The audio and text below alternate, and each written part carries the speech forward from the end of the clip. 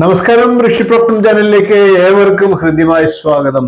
ഇപ്പോൾ നാം അവതരിപ്പിക്കുന്നത് മേടസംക്രമവും അതിന്റെ ഫലങ്ങളുമാണ്. മേടസംക്രമ ഫലവും സംക്രമ ഫലത്തിൽ വരുന്നത് സൂര്യസംക്രമത്തിന്റെ ഫലവും അതേപോലെ തന്നെ ദേവതാ ഉദയത്തിന്റെ ഫലവും പ്രത്യേകമാണ്. മറ്റ് നക്ഷത്ര ഫലങ്ങളിൽ നിന്ന് വ്യത്യസ്തമായിട്ടുള്ള ഫലപ്രവചന രീതിയാണ് ഇത്. ആ ഒരു കാര്യം മനസ്സിൽ വെച്ചുകൊണ്ട് ഈ വീഡിയോയെ സമീപിക്കുക. 27 നക്ഷത്രങ്ങളുടെയും പ്രത്യേകം അത്തരത്തിൽ സംക്രമ ഫലവും നക്ഷത്ര ഫലങ്ങളും പറയുന്നുണ്ട്.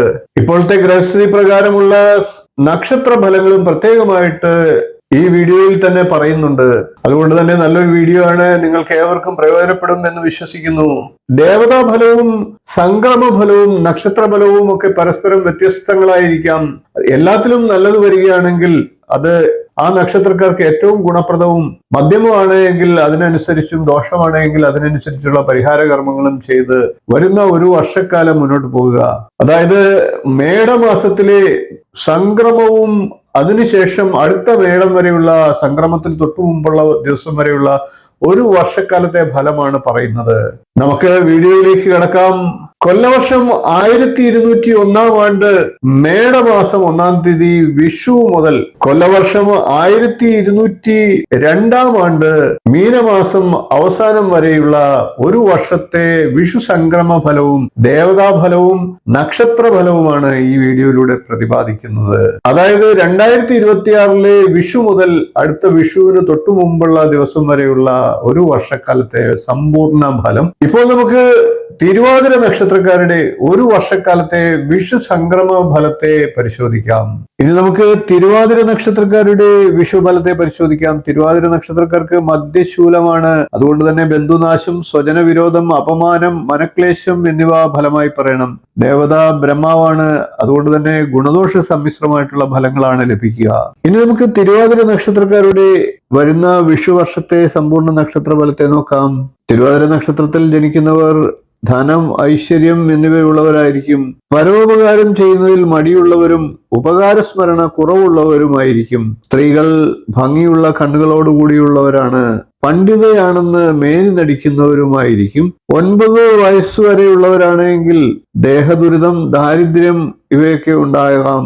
9 വയസ്സ് മുതൽ 25 വയസ്സുവരെയുള്ള തിരുവാതിര നക്ഷത്രക്കാർക്ക് ശ്രേഷ്ഠമായിട്ടുള്ള ഫലങ്ങളും വിദ്യാഭ്യാസ ഗുണങ്ങളും ലഭിക്കുന്നതാണ്. 25 വയസ്സ് മുതൽ 44 വയസ്സുവരെയുള്ള കാലഘട്ടം വിദ്യാഭിവൃദ്ധി ഉണ്ടാകുന്നതാണ്. കൂടാതെ പൊതുവെ എല്ലാ കാര്യത്തിലും ലാഭവും വിവാഹം നടക്കാനുള്ള സാധ്യതകളുമുണ്ട്.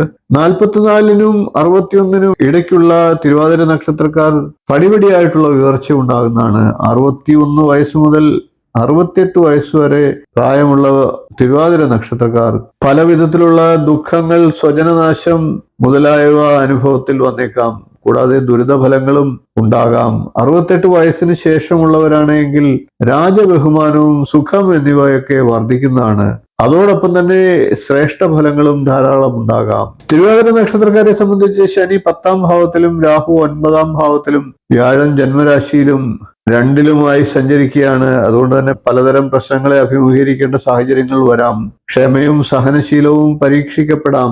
വിദ്യാർത്ഥികൾ അലസരാവാതെ ശ്രദ്ധിക്കുക. തൊഴിൽ തേടുന്നവർക്ക് കഴിവനുസരിച്ച് അവസരങ്ങൾ കരഗതമാകണമെന്നില്ല. മേലധികാരികളുടെ അനിഷ്ടം വരുന്നതിനാൽ ഉദ്യോഗസ്ഥർക്ക് തൊഴിലിടത്തിൽ സമാധാനം കുറയുന്നതാണ്. സാമ്പത്തികമായി നഷ്ടങ്ങൾ ഉണ്ടാകാതെ, അബദ്ധങ്ങൾ ഉണ്ടാകാതെ ശ്രദ്ധിക്കേണ്ടതാണ്. പ്രണയശൈഥില്യം, വിവാഹ തടസ്സം ഇവ അനുഭവത്തിൽ വന്നേക്കാം. ബിസിനസ്സുകാർ വലിയ മുതൽ മുടക്കുകൾക്ക് കഴിവതും തുനിയാതിരിക്കുക. നിലവിലെ സ്ഥിതി അങ്ങനെ തന്നെ തുടരാവുന്നതാണ്. കടബാധ്യത കൂടാതിരിക്കാൻ ആവശ്യമായിട്ടുള്ള വെട്ടിച്ചുരുക്കലുകൾ എടുക്കേണ്ടതാണ്. പ്രവാസികൾക്ക് കരുതിയ മാതിരി സമ്പാദ്യം വളർത്താൻ കഴിയണമെന്നില്ല. ചിങ്ങം, തുലാം, വൃശ്ചികം, മീനം, മേടം എന്നീ മാസങ്ങളിൽ കൂടുതലായി തിരുവാതിര നക്ഷത്രക്കാർക്ക് ഉയർച്ചയും അഭിവൃദ്ധിയും ഉണ്ടാകാം. വീഡിയോ ഇഷ്ടപ്പെട്ടുവെങ്കിൽ ഒന്ന് ലൈക്ക് ചെയ്യുക, ഷെയർ ചെയ്യുക, ചാനൽ ഒന്ന് സബ്സ്ക്രൈബ് ചെയ്യുക, നിങ്ങളുടെ അഭിപ്രായം കമന്റായിട്ട് അറിയിക്കുക. ഇനിയും ഇതുപോലുള്ള നക്ഷത്ര വിശേഷങ്ങളുമായി നമുക്ക് വീണ്ടും കാണാം. നന്ദി, നമസ്കാരം, ശുഭദിനം.